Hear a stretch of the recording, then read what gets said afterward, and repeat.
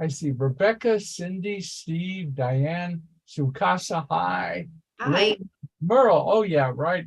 Suzanne, Barbara, so good to see you. So good to see you, Barbara Levin. Howard, Pat, Tamara, Diane just entered, Effie, Jim, Larry, hi, Mara, no harv. Tell him he's missed, Han, of course. Brad, and we have some more. So this is just excellent. I want to start off. Let's see. Okay,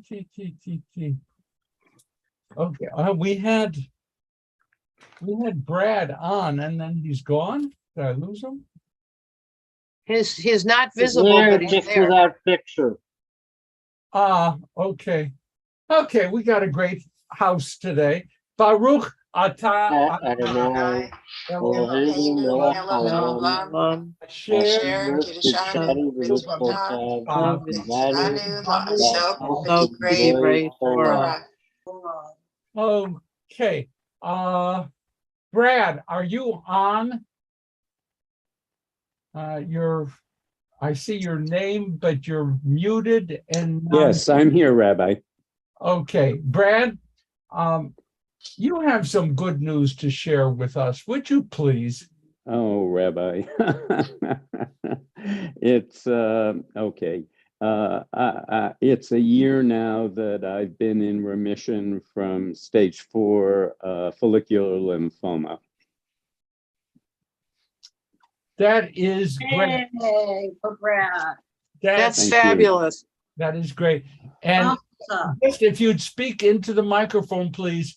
Do you believe that regular study of Torah is the major source of your healing? Not just regular study of Torah, but studying with you, Rabbi. That's what did it. Yeah. Okay, thank you. You can go back to sleep now, Brad. That's terrific.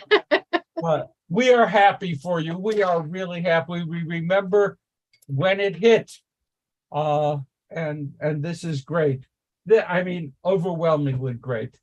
Calendar. Tisha B'Av. Now, to make things perfectly clear, the 9th of Av is on Saturday. Friday night and Saturday. Tisha B'Av this year is observed Saturday night and Sunday. Okay? Because obviously, right, we know you're not going to go do a fast and mourning on Shabbat. So the observance of Tisha B'Av is flipped over to the next day. So Erev Tisha B'Av is Saturday evening. Tisha B'Av day is Sunday. I told you that I'm going to be signing on to some of the really great classes offered through Hadar, Hadar, online, no charge. And you can go and read, and if you see any courses that you like, you can just pop in and have a Tisha B'Av study with them, Hadar. I have been in touch with Wilshire. Hannah, please block your ears. I have been in touch with Wilshire and noticed that Tisha B'Av is not on their calendar. Okay, so we may, I don't know if it's going to happen. We may be able to have a little activity on Saturday evening of our own. It'll be very last minute because I just asked yesterday. But just like that, it's there. Okay, so Tisha B'Av is there. And then after Tisha B'Av, between Tisha B'Av and Rosh Hashanah, is simply a really happy time, okay? Really happy time. It's a happy time for anyone who doesn't have to write sermons between Tisha B'Av and Rosh Hashanah. And I'm afraid that a number of my colleagues are now beginning to think about writing their sermons. I, on the other hand, am sitting back and thinking about how I will critique those sermons, which is a very sacred task. Checking in. Of course, the good news from Brad. Steve Miller, hand, what? Yes? Actually, I'm not checking in. I have a question about why I understand that we celebrate Tisha B'Av. You can't celebrate it on a Shabbat, and yet Yom Kippur, which is called the Sabbath of Sabbaths, we fast. And then So when it why falls, why not Tisha B'Av? It's a matter of degree. There ain't nothing like Yom Kippur, as you know, and Yom Kippur, the Sabbath of Sabbaths trumps the regular Shabbat. You're correct. We fast on Yom Kippur if it hits, when it hits, whenever it hits, including on Shabbat. And as a matter of fact, I mean, there's certain things that go on in Judaism, Jewish law. Stephen, again, I'm talking to the choir. You know this.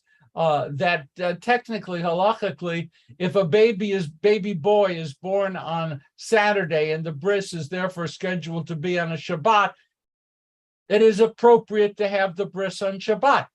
There are certain things that you have to do as workarounds, but yes.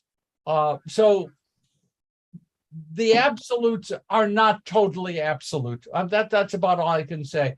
Yom Kippur trumps Shabbat. Nothing else does.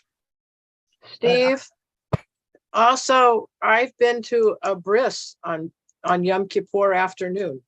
Yeah, The family did it at temple so that the rabbi didn't have to leave.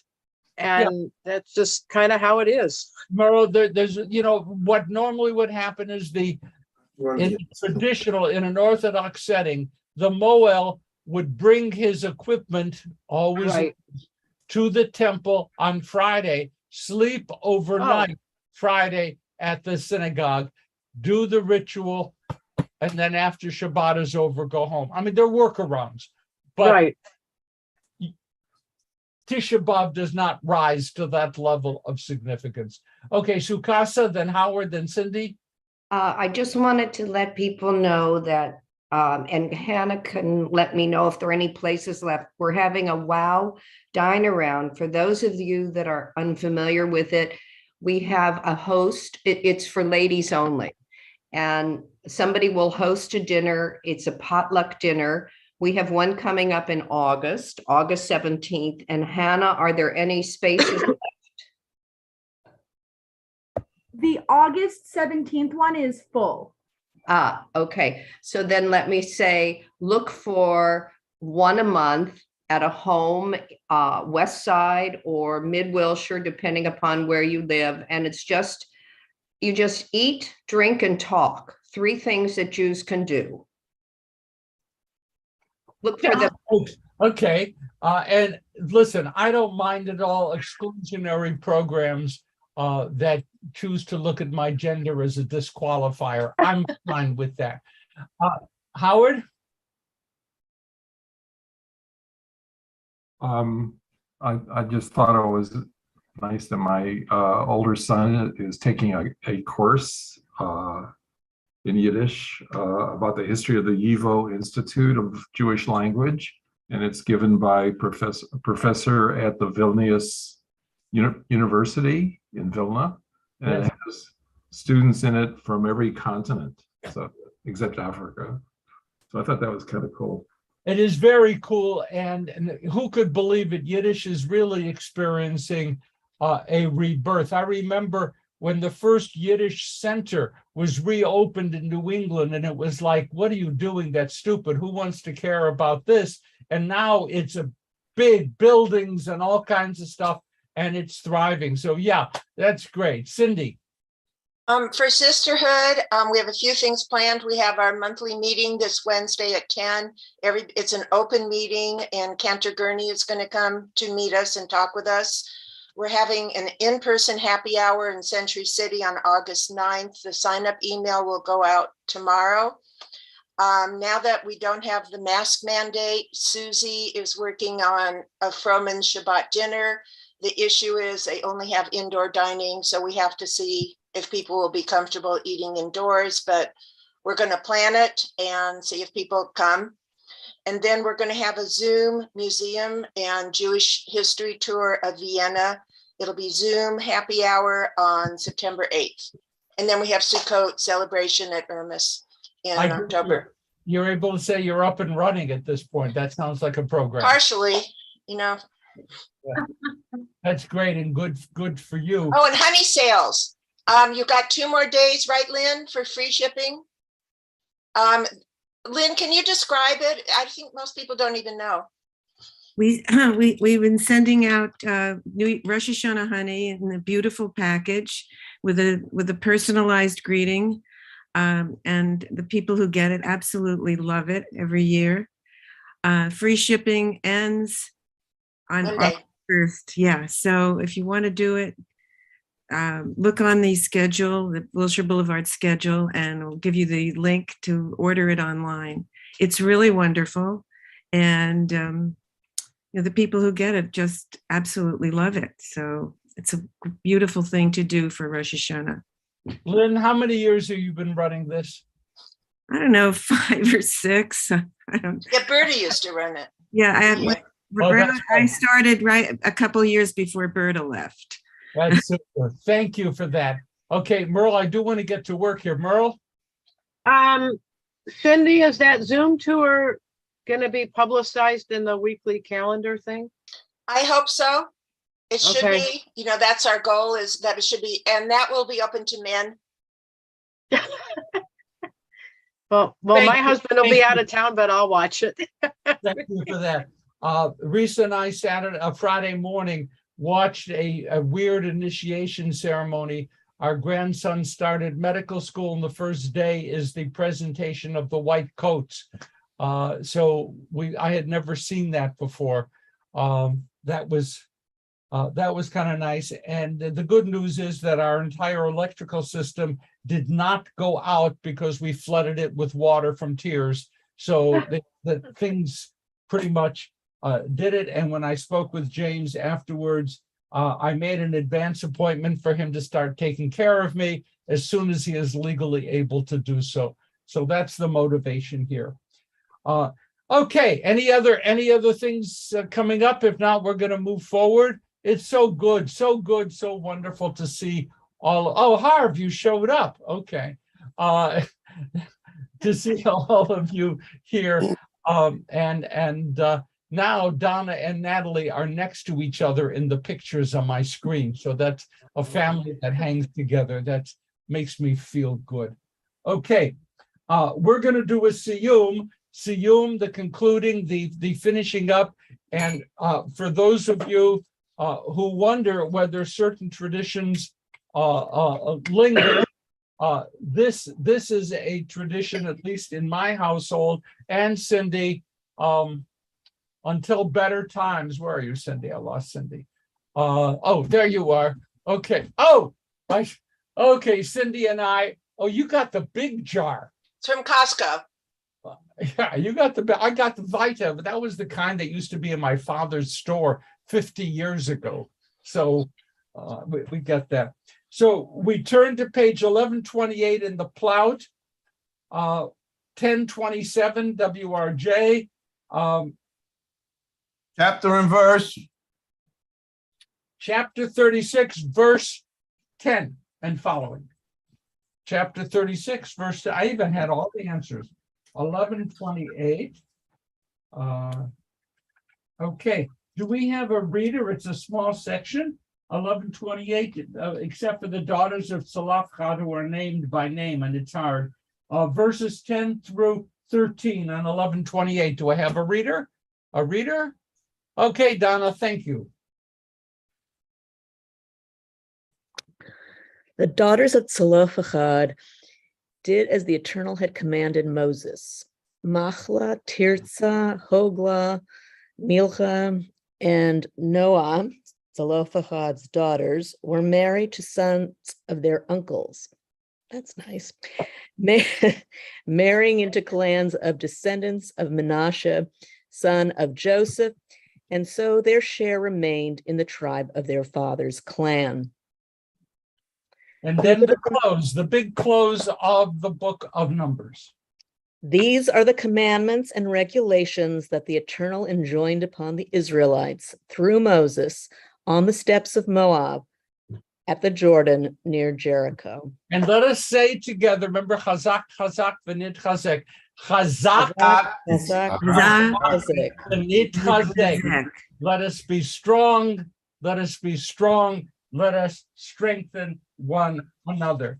That is really, really good. Okay. Fine. We have now just finished, and we do a simple little thing. Some of us may take fire water, which is Slivovitz, and it's going to be hard to explain how we got started with Slivovitz, except every time I do this, I think of Bernie Silverman. Bernie Silverman was president of the National Federation of Temple Brotherhoods, a member of Central Synagogue, and he was the one who first taught me about Chevra Torah. He literally taught me to do this. And Bernie... Oh, I remember him. I was a good friend to his. We went to Torah class in Central every Saturday when it was there. Ain't that something? It is something. And Bernie Silverman also in New York City started the whole business of having special high holiday services for college students. He did a lot of beautiful things. In any event, he would drink plum brandy. And so, because I have to thank my teachers, Baruch atah Adonai Eloheinu melech haolam borei pri ha'etz.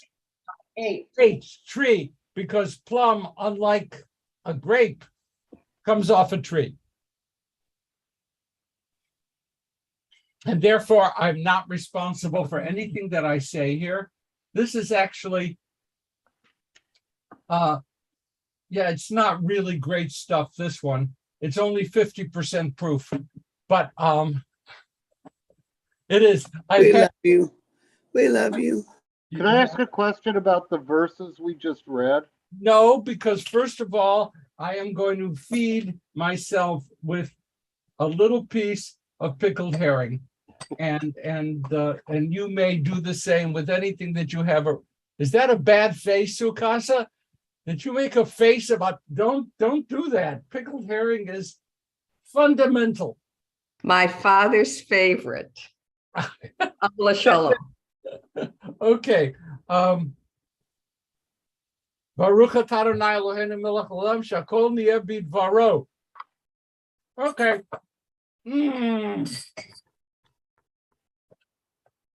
You ask, why do I love to study Torah? It's for the food. It is that. Okay. Who had a question? I'm sorry. I did. Okay, Steve. The last verse about how these are the commandments just seems to be stuck on there after talking about these people who married their first cousins. I mean, people marrying their cousins doesn't seem like much of a commandment or anything from God other than some statement. It just seems like a very odd conclusion to the book. It is. I'm going to stop eating the herring. I'm saving the onion for later so I don't bother you. The editing that went on in the Torah is extensive. I think that there's even a note, if I remember correctly, at the bottom of the page that says, this is just like the ending of the book of Leviticus. And the editors and the scribes who put all the books together expanded and inserted, sometimes removed, expanded and inserted. And what's fun is when you, Steve, pick up an obvious editorial activity. So this closing was there before some of the other stories were there, and it remained there, and they stuck there. And it's editorial. You're right. If you look at it straight, it's not good literature. On the other hand, it was what Spinoza and others really, Ibn Ezra to a certain extent, used to open up their own questioning about how the Torah came to be written. They looked at the exact same thing you did, and they just opened themselves up to the question, doesn't flow. It's doesn't flow. And that opened up the possibility for them to get to a concept of Torah, not as written at one time, but as written over time by various people and experiencing editing and so forth. I can go more deeply into what it could mean, but I don't think there's a point to it today. You're right. It doesn't connect. And by the way, the close of the daughters of Tzalafchad, I think, is a really important statement. Okay? Because sometimes Torah makes promises and you don't really see what happens to promises, but in the complaint of the daughters of Tzalafchad for the right to inherit, and Moses doesn't have a clue what to do with all these feminist people who are demanding rights. So Moses turns to his sponsor, God. God says, it looks good to me, let him do it. And so the daughters of Tzalafchad were told, you can do it, but you have to marry in the clan. And now at the end of the book of Numbers, it says, hey, they married their first cousins. They did what was promised. And because of that, the territory remained in their father's tribe, and it was through them that it happened. So I think it's a really important statement. And it's not a mitzvah. But boy, I think I think it's extremely significant. I'm going to leave it there, Steve, unless you have a pushing question. Okay. Any other question? We're going to move on. Okay. Yes, I have. I live 23 blocks from Russian Daughters. So there was Russian Daughters on Houston Street. They transferred the title from the daughters to the owner. I mean, the daughters became the owners of the shop, and their descendants.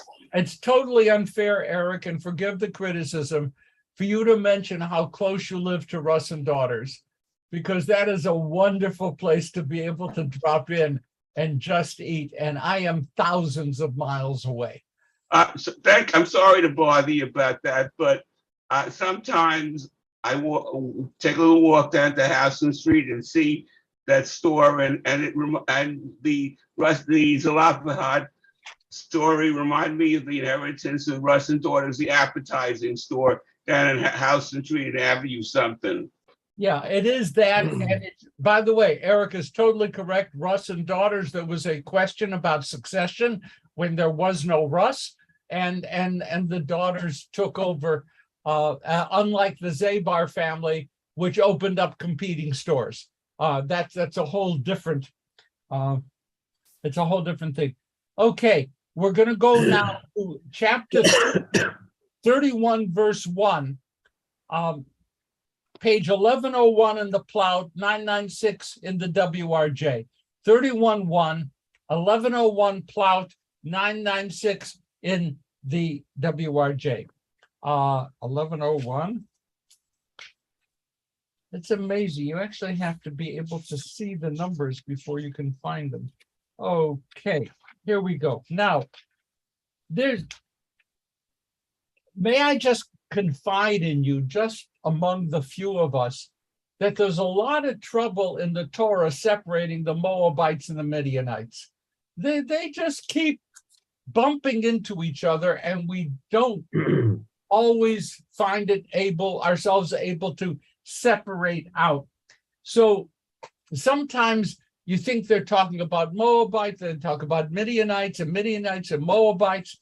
And it is an interesting confusion. I checked on the maps to refresh my own memory. They both were, if you will, countries on the east side of the Jordan River. They're on the Transjordan, if you will, and they both are countries bordering Canaan and the Jewish establishment. And periodically, they both were enemies at various times. But there's an interesting story, and I'm going to get to the questions that have popped up in the chat. 31:1, God says to Moses, avenge the Israelite people on the Midianites, then you shall be gathered to your kin. First of all, this represents a problem for the Israelites.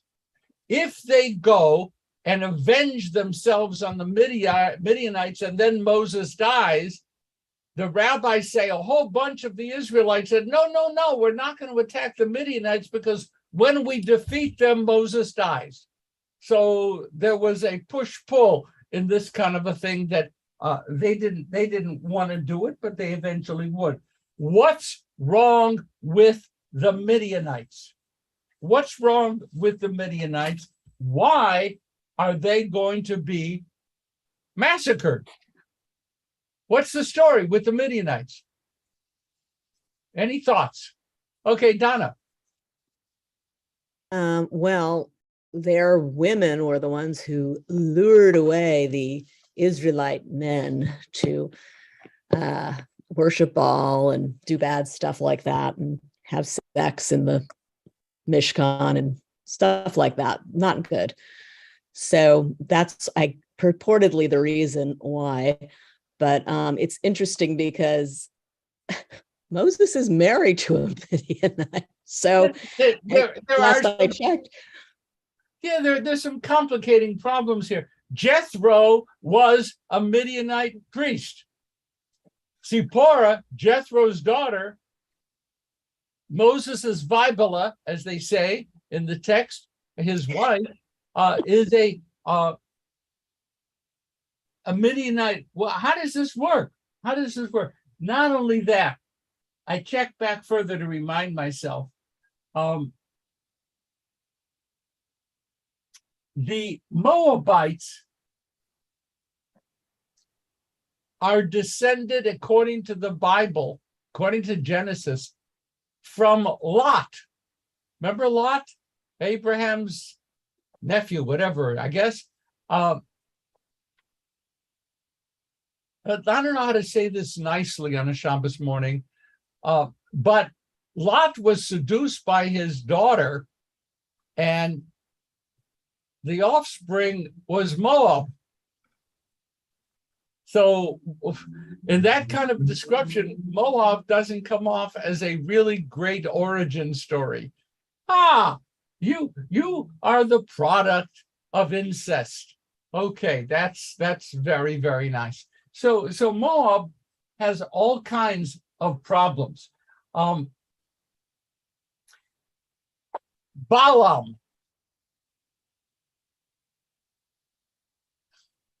Balaam is the guy who wrote and said, Matovu Halecha Yaakov, right? Okay. Instead of cursing Israel, he blessed Israel. Right at the end of that story, you get the story of the Moabites the Midianites, there I go, women who enticed the Israelites into, first of all, sexual activity, but said the price for the sexual activity is if you'll worship Baal Peor, our God. And I don't know how long the Israelite men thought about it before they made their decision, but apparently large numbers of them succumbed.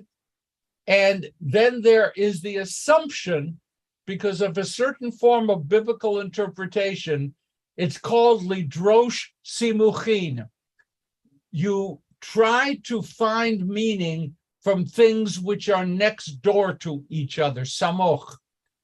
And lidrosh simuchin, if you have the story of the Israelite men running out to the Midianite women and worshiping Baal Peor, and right before that was the story of Balaam, what do you assume? That Balaam set this up. And so Balaam is responsible. You will note in our chapter, Balaam gets killed in our chapter.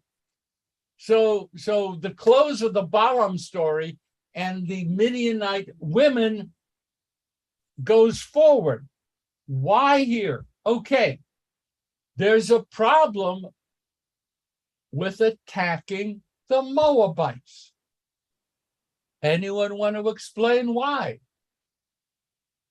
Why is there a problem in attacking the Moabites? I will give you a hint. Whither thou goest, I shall go. Does that give you a hint? Donna, you're running good today. Okay, what? Ruth. Yeah. So Ruth was a Moabite, and she's the progenitor of King David ultimately. So And ultimately, beyond King David, of the Messiah. The Messiah. So, presumably whoever edited the Torah, didn't really think it was a good form to malign the Moabites. Right. So you have a bunch of things. You have the assumption of Balaam and the Baal Peor because of the Droshim, because these stories were next to each other. Next, you have to protect the Moabites, because from the Moabites you get Ruth. Okay. And what about what goes on with Moses's wife, with Zipporah, a Midianite? And then there's one more piece in this weird story. Does the name Pinchas still remain familiar to you? Do you remember the story of Pinchas? He did this marvelous, Pinchas was the nephew of Aaron. He did this marvelous military gesture of taking his sword and piercing both the Israelite man and the Midianite woman with a single blow. And I have to tell you, don't go looking for the artwork, but there's a lot of stuff out there trying to figure out how Pinchas penetrated both of them at the same time. We are not going to discuss that. Okay? But there you go. Now, so Pinchas killed a Midianite woman. Jethro was a Midianite. Ruth was a Moabite. Are you totally confused? Good. The Torah is too, and they get a little bit mixed up. Steve. Well, isn't it not just that Yitro was a Midianite priest, but Moses went to him for advice. Isn't he the one who counseled Moses how to delegate authority so that he could actually not overtax himself? Yes. Yes. Yes. The Midianites and the Moabites and even the Ammonites, who are not crustaceans but a country, Ammonites, they are the perpetual enemies of the Israelites going through the wilderness wandering and even in the settlement of the land. They will be mentioned over and over and over again as the tribes, the countries that the Israelites have to deal with. So we have good Steve on both sides. We have Jethro, we have Zipporah, okay, and we have Ruth.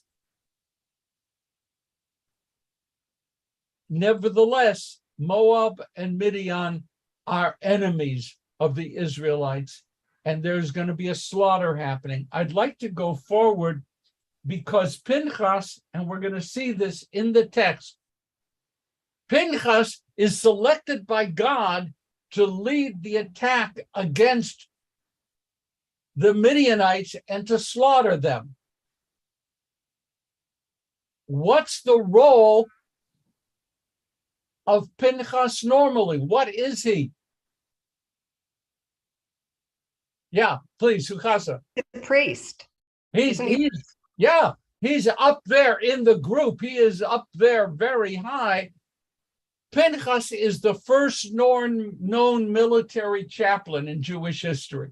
You get a religious leader who was a military figure and involved, and though I never was involved in the slaughter of anybody, but nevertheless, he is a military chaplain. Let's look at the text again. God says, avenge the Israelite people and the Midianites, then you're going to die. Okay? So this is Moses's last battle. Okay? That's important to remember. This is the last battle. Now it goes on, and it's not easy. The translation says, Moses spoke to the militia, saying, and the text says, Vayidaber Moshe el ha'am. Okay, that's a small problem. The text says militia. The text says the people. The Hebrew says Moses spoke to the people. The translation says Moses spoke to the militia. Okay, we're going to let that sit for a moment. Let troops be picked out from among you for a campaign, and let them fall upon Midian to wreak the Eternal's vengeance on Midian. You shall dispatch on the campaign 1,000 from every one of the tribes of Israel. So it'll be 12,000. By the way, the commentators point out, interesting, if it's going to be 12,000, includes the tribe of Levi. So that the sacred tribe is also going to supply a fighting force. The Hebrew is difficult. Nothing huge is hidden here, but it's difficult. Okay. The difficult thing is, it says, take people. The Hebrew says, hechaltzu. Hechaltzu meitchem anashim latzava. Hear the word, you're not supposed to know Hebrew, no requirement. Hechaltzu. The root is chet lamed tzadi, chalatz. Help me. Do you think of any words that you know that share that root? You actually do. I'm going to wait a second for let the fluids kind of, okay, Donna, please. Well, it sounds like chalutzim. Not only sounds like chalutzim, it's the same root. Pioneers. Or whatever. Now it calls into question the meaning of chalutzim, but here, okay, and there's another word that is related. And when I thought about it, I get excited about the strangest things. I'm sorry. What is the ceremony called? Oh, this is obscure. God forbid. A woman is married. Nice guy. Unfortunately, he gets offed. He's dead. She would like to marry somebody else.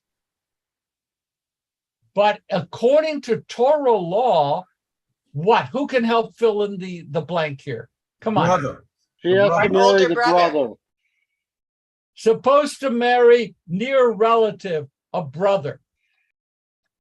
If the brother doesn't want to marry the brother's widow, by the way, the purpose is to have a first child in the dead brother's name. I mean, that's the purpose. What is the ceremony called in which the brother of the dead person rejects marrying the widow? What's it called? Is that when he throws a shoe or something? Chalitza. Yeah, it's called chalitza or chalitza. Chalitza or chalitza in Mama Lashon, but chalitza. Do you hear the same root? Chet lamed tzadi. Chalitza. In the ceremony, Steve, you were saying, what does he do in the ceremony? He throws a shoe. He doesn't throw the shoe. He takes off the shoe. Okay. And there are also those who mention a little bit of spitting going along too. Okay, so he does that. He removes the shoe. Chalitza removes the shoe. Now we have a root that seems to refer to pioneers shoe removal, and gathering a militia. Same root. And I'd like to say at this moment, I pause because I can't quite figure out how the same root came to be used in all these. It's fun. It's fun if you like language. So does it mean armed? Chalutzim also means armed. So a chalutz, Donna, yeah, it's a pioneer, but the essence of the word chalutz is the pioneer with the gun. The farmer with the gun is the chalutz, not just a pioneer, but a gun. So there's chalutz. There is the armed pioneer, okay? Armed pioneer, equipped pioneer, shoe removal. So what's being said here? God says to Moses, take vengeance, okay? And hechaltzu ameitchem anashim latzava. So, first of all, the word militia isn't here by any stretch of the imagination. Second of all, it probably, I would say, inappropriately, get a bunch of people and arm them. Hechaltzu. Arm them. Get them ready to fight. It's like the Ukrainians speaking to the United States. Give us equipment. Hechaltzu. Give us equipment, and they'll go out and they'll fight. Okay? And they'll take God's vengeance against Midian. It says, Elef lamateh, 1,000 for each tribe. Just in case you think this simple, Bible scholars spend a lot of time worrying about things that some of us don't. Nothing personal. I mean, Elef means 1,000. Aluf is a military designation in the Israeli army. Hello? But it doesn't always mean 1,000. And when you look at the numbers given in the Torah for a whole variety of circumstances, and when their Elef is mentioned, it is sometimes a function of a 10, hundreds, thousands, not necessarily 1,000 as we understand it. So there is so much, it's a simple paragraph filled with interesting questions. Let me put it together. God said to the people, arm a group of you for a campaign to fall upon Midian, dispatch onto the campaign large numbers from every one of the tribes. And that's the translation I'm going to stick with. Okay, now I'm going to pause for questions. I see Steve, I see Eric. Going back to chalutz, in English, we have words that have many meanings that have nothing to do with one another. Is Hebrew a language where that's not the case, such that that raises this question?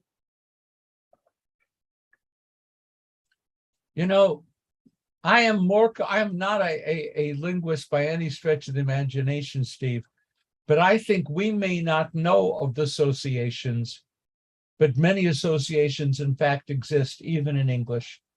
If you go back and take it apart, you'll find associations, you'll find connections. And if not in English, then through Latin or through Latinate languages, there is languages built on stuff. And I'm going to assume that in most cases, yes, Hebrew is a language in which most often we can trace back roots and we can explore for reasons. We may not understand them, but we can explore for reasons. Okay, Eric? Hello. When you said militia, my ears perked up with my hearing aids, and I said it was in the Founding Fathers' Bill of Rights, a militia, and maybe the Founding Fathers really knew their Bible, and they mentioned militia in the Bill of Rights. Ain't that something? It is possible. It is certainly possible, Eric. Any question before we move on? Bye-bye. Now, bye-bye. Any question before we move on? Okay. All right, I get excited about stuff like that. I'm sorry. So 1,000 were picked, 12,000 for all. Moses dispatched them, 1,000 from each tribe. It's curious that that number keeps being mentioned. Why? But it's mentioned. With Pinchas, priest, on the campaign. Equipped, here it comes, be ready, equipped with sacred utensils and the trumpets for sounding the blast. Stop.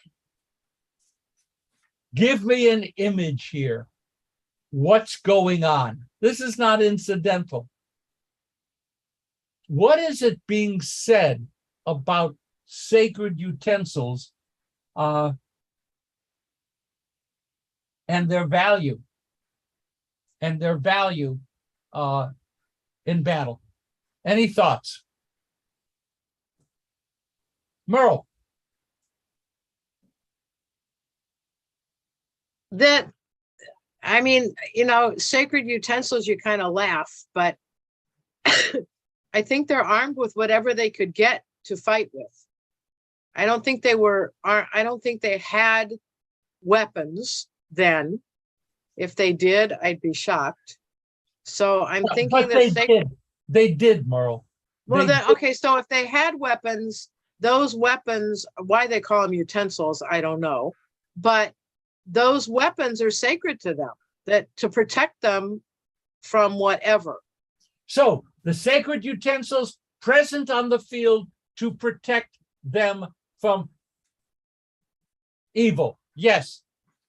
Do you remember what was the most dangerous, often killed military position in the Civil War?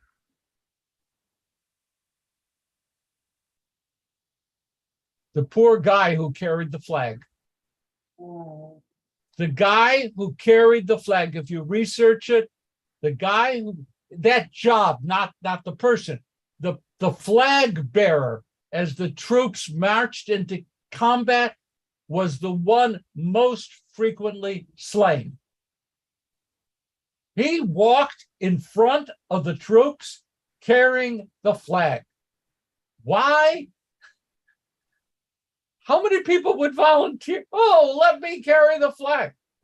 What's the point, though, of presenting the flag? What was the belief? What was the belief? Why did they carry the flag in front? Why? People will look at the flag and be inspired. Pride, yeah. Right? That's my flag. Oh, say does that star-spangled... I'm not going to go on. But that's it. Is the flag still waving? That's a big deal. The sacred utensils were the same. Later on, the Book of Kings, story of David too. What serves that function? The ark. The ark is marched out in front. And as a matter of fact, even in the Torah studies, you read, how do the Israelites know to march forward? What leads them? The ark.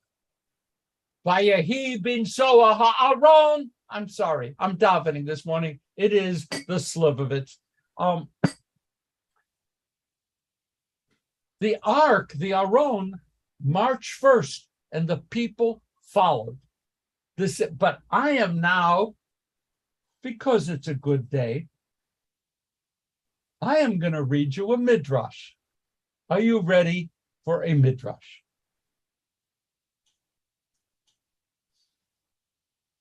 Balaam was with the Midianites, and he possessed great power. Through enchantment, Balaam made the kings of Midian float in the air, and he floated above with them to lead the attack on the Israelites. Do you have the picture? Okay, now here's the Midrash. But Pinchas held up to them the golden utensils on which the divine name was engraved, and they immediately fell to earth. End of Midrash. It's like kryptonite. Huh? It's like kryptonite. Okay, it's like kryptonite. Yeah, I mean, yes, and there's a Jewish background to the Superman story. It reminds me of my favorite midrash. I'm sorry this is getting recorded, but I'm simply using my Men in Black forgetting machine like this and make you all forget.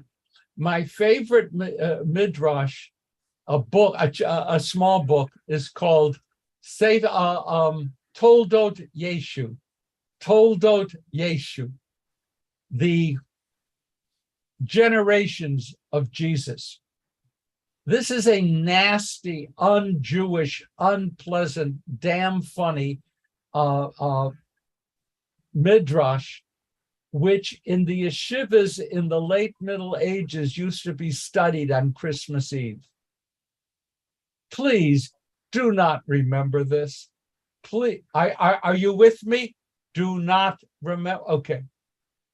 And the yeshiva bachers would read about air battles, Jesus floating above, and the Jewish leadership.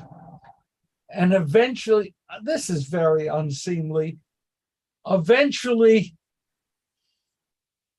Jesus was shot down by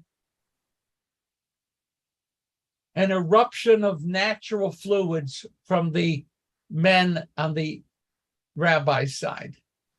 Did I say that nicely?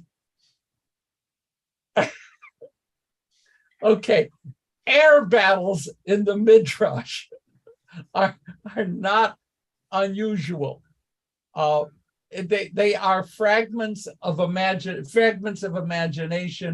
In this case, Pinchas held up a golden plate with God's name on it and shot down the kings of Midian and Balaam as well. Just remember that. Forget whatever else I taught you. Okay, now, so they took the field against Midian along with their other victims. Oh, they slew the kings of Midian. This is proven by the fact that Lidrosh Simuchin, right before they killed the kings of Midian, they mentioned the gold utensils. So clearly they shot them down out of the air. Along with their other victim, they slew the kings of Midian. They also put Balaam, son of Beor, to the sword. Okay. Now, again, we're just running here because this is good. And look at verse 9. Now, the Israelites took captive, okay, Vayishbu, Chevi, took captive, Nashei Midian, the women of Midian, and other non-combatants. That's nice. What does the Hebrew say? Tapam. What is tapam? Little ones. They're little ones. They're babies. The translator took, and the children, the Israelites took captive the women of Midian and their babies and all their cattle and all their flocks and all of their wealth, and translated, the Israelites took the women and other non-combatants.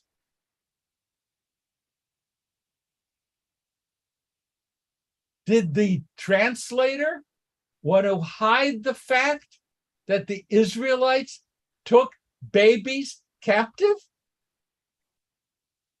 I don't know. I haven't asked him about that lately. I did talk with him once, but Howard. It does seem, I might have said this before once, that a lot of the times what we're talking about are problems with this particular translation, because like I have two different translations that say. What do you have? I have a translation by Milton Richard Friedman. Yes, what does it say about Tapam? It says, the children of Israel took the women of Midian and their infants prisoner. I rest my case. And this JPS one also, it says the children of Israel took captive the women of Midian and their little ones. Okay, I'm going to stop for a second. Translators just, what we shouldn't spend that much time worrying about crazy ideas that he introduced. It was just a mistake. It's okay. Tamara, please. I think little ones is really the right translation. I said children, but it's not just babies, it's anyone under age. Okay. And Howard, I got to tell you a secret that I'd like nobody else to listen to. I am on a secret campaign to get Jews to study Hebrew. Okay? I am going to say that it's really great to study Torah in translation. But I'm also going to say that there awaits us great riches if we attempt to add Hebrew to our skill set. And it's never too late, never too late. So why do I push a tax on translators? I've just said why. Okay, I'm getting a look from Howard. Okay, Merle. So I have a question. I get the children part, but were there people with them who were elderly and not able to fight? And there's no mention of them.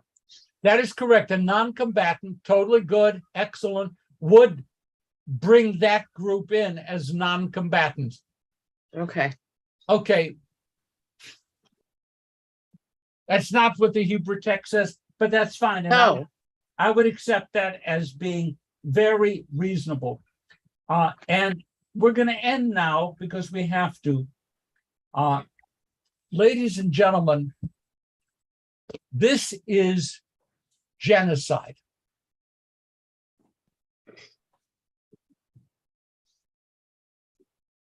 This is God divinely mandated genocide.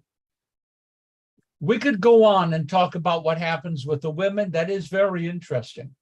And we could. But at least to leave us with this, we cannot be blind to what is found in the Torah.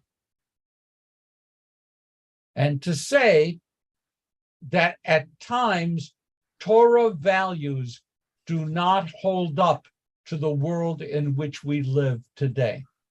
But I'm also going to say that the impact of this kind of teaching is still with us.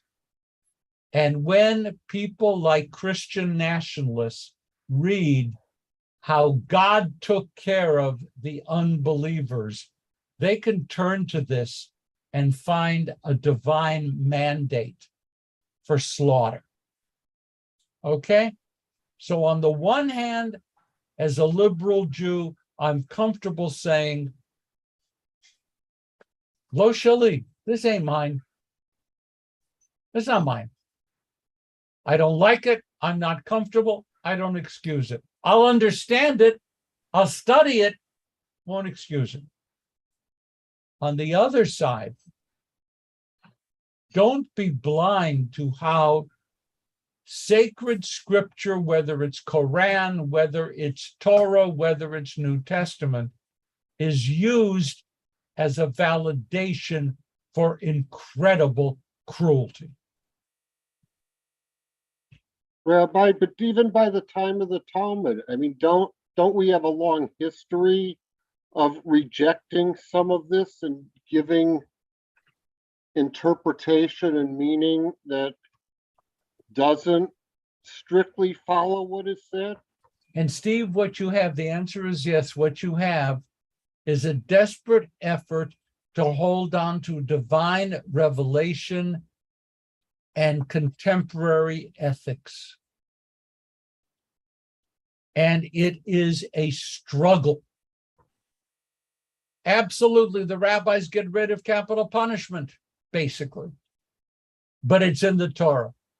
God said it, we have to understand it better.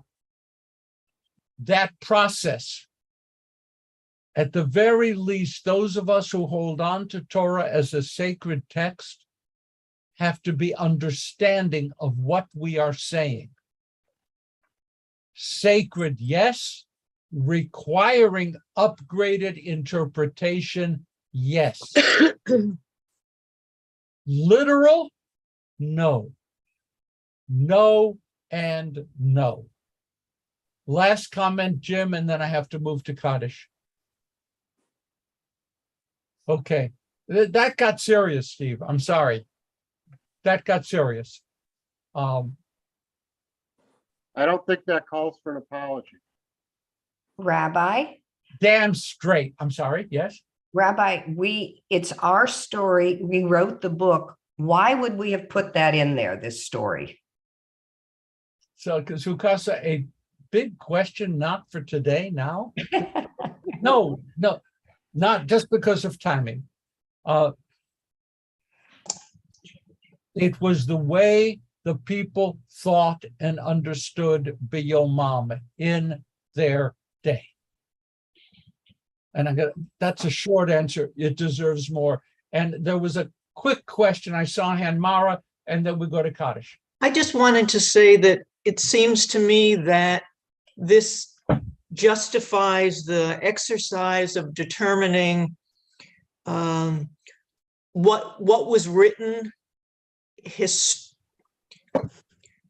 what can be archaeologically proven, what comes out of the politics of the time, differentiating between that and the divine message that truly comes from God.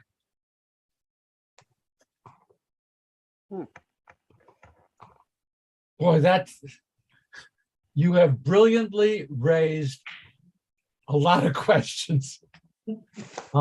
And I'm not shocked. I still sing Shema Yisrael. I love it. I'm in it. V'ahavta. I'm in it. Micha Mocha. Absolutely. Don't bother me with whether there was a crossing of the Red Sea. I like Micha Mocha Ba'e. I like that. I sing it.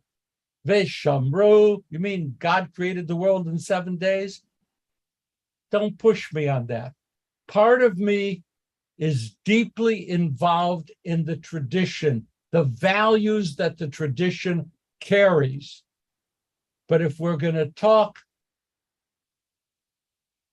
analytics, I am comfortable going somewhere else. I embrace my Torah, and I also will understand it. One doesn't wipe out the other. Tamara, I don't know. Do you want to? I'll just leave it with that. Okay. Kaddish, thank you. Let's get serious at times.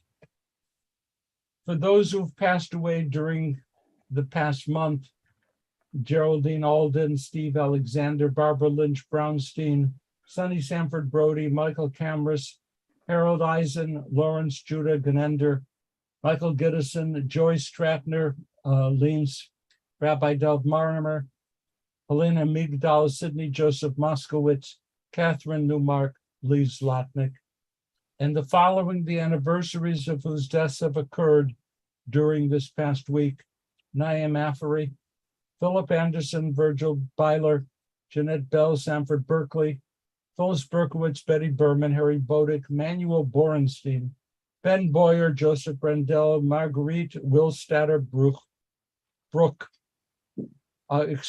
Margaret Brook, Ernst Brook, Matthew Cotton, Hal Koski, Irving Max Dunner, Eli Ellison, Nessa Fandwick, Ralph Feinstein, Saul Furman, Marvin Frankel, Helen Freeman, Edwin Frischling, Jack Galindo, Irving Gans, Art Ginsberg, Adam Gittleson, Dorothy Gold, Bernard Gottlieb, Cynthia Gottlieb, Jean Grossman, Arthur Hartman, Jacob Hecht, Ronald Heft, Ethel Henningsen, Merle Hilliard, Hilda Hoffman, Aaron Horowitz, Ruth Inglis, Benjamin Ish, Maria Skowitz, Miguel Gahan, Melinda Lee Case, Ruth Kaplan, Joe Kaplan, Albert Karmazin, Rose Kay, Esther Klein, Diana Klein, Harry Krakoff, Leah Elizabeth Lauder, Emery Lefkowitz, Harriet Lehman, Ellis Levy, Lottie Levy,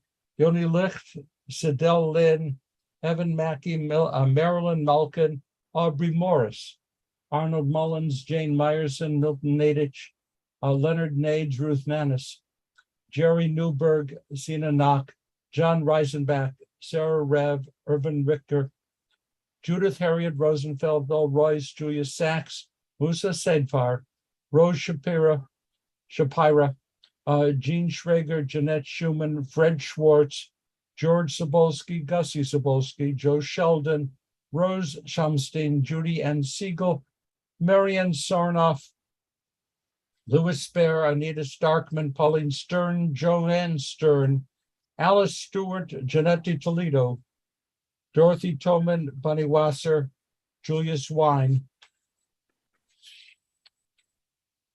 Mimi Wolfen, Anna Zimmer. If there are any other names to be remembered at this time, please feel free either to speak them out loud or to speak them in your hearts. Benjamin Ish is my Shulamit's father. You read that name off. We bear in mind as well the names of all those in defense of the United States of America and defense of the state of Israel, and those who've died through senseless acts of slaughter and warfare that shouldn't be, and those who have no one to say Kaddish for them. We join together. Yit Gadal, V'yit Kadash, Shemei Rabbah, V'alma Brachi Rutei, V'amlich Malchutei, V'chaye Chon, V'yomei Chon, V'chaye Dechol Beit Yisrael, V'adalah U'vizman Kariv, V'imru Amen.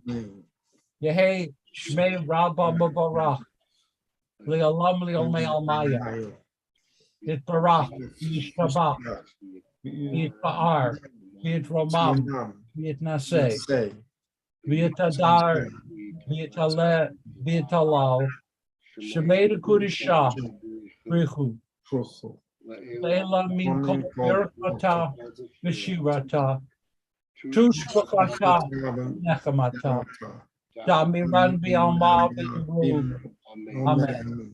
Yehi Shlomo Rabbah Min Shemaya, V'chayim Aleinu V'al Kol Yisrael, V'imru Amen. Oseh Shalom V'imru Buyas Aleinu V'al Kol Yisrael, V'imru Amen. May God, who makes peace in the high places, make peace in our hearts, make peace in our homes, make peace in the household of Israel, make peace among all the families and nations of earth. And let us say, Amen. Amen. We have finished Bamidbar, onward to Devarim. Have a great week, everybody, and have a meaningful Tisha B'Av. Have a meaningful Tisha B'Av. Shabbat Shalom. Shabbat Shalom. Thank you so much for making us think. Shabbat Shalom. Okay. Take care. I'm going to have some more herring. Bye. Good idea.